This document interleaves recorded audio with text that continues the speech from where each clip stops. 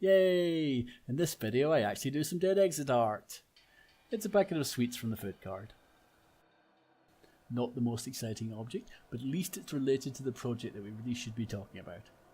I say that because Dead Exit will hopefully be hitting the shelves like an undead apocalypse in a couple of weeks.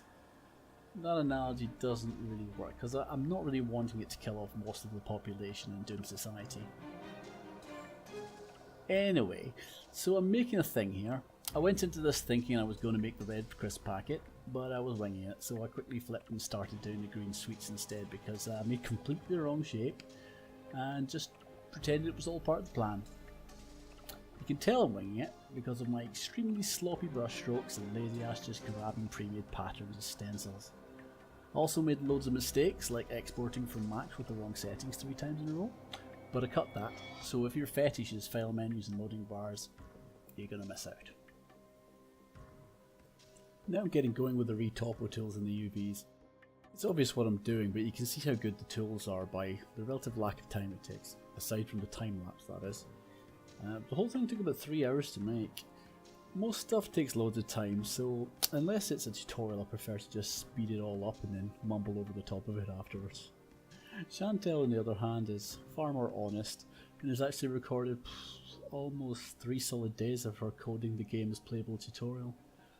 And if she somehow ever manages to edit that down into something shorter than the Lord of the Rings trilogy, it should be an interesting watch.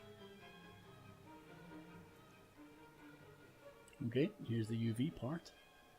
Blink and you'll miss it practically.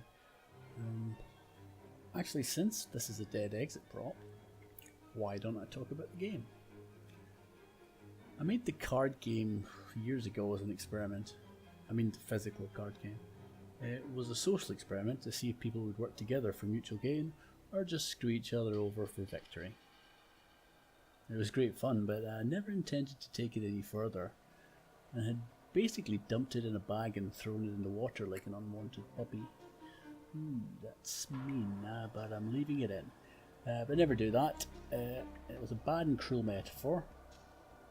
But sticking with it, other people are like Animal Rescue and they jumped in after it. But it was a zombie puppy, I guess. Yeah, right. Basically they said, no, we can make this into something spectacular. I was thinking fabulous, but that doesn't really work with the tone of the game. Tangent a bit. If I do 3 tangents, do I get back to the point, do you think? So I had no intention to translate the card game into a video game either. I wasn't convinced it would work. But man, I was so very wrong. And unsurprisingly, very happy to be wrong, since we'd invested a fair bit of time into just finding out if it would work. And here's one of your 5 a day. I have to stop here to give a little more praise to 3D Coat for its lovely text tool set. You can do loads of 3D fancy pants stuff, but here I'm just projecting text right onto the object. I do then manually go in and cut the plastic away so the foil is underneath, or the foil is seen underneath, because you can't let the PBR do all the work, right? So now I'm doing all the bits and bobs on the packaging. A lot of this could be done in 3D Coat as well, but for simple objects I'm faster in Photoshop. And yes, this is You'll See Us 5 because I don't like subscription services.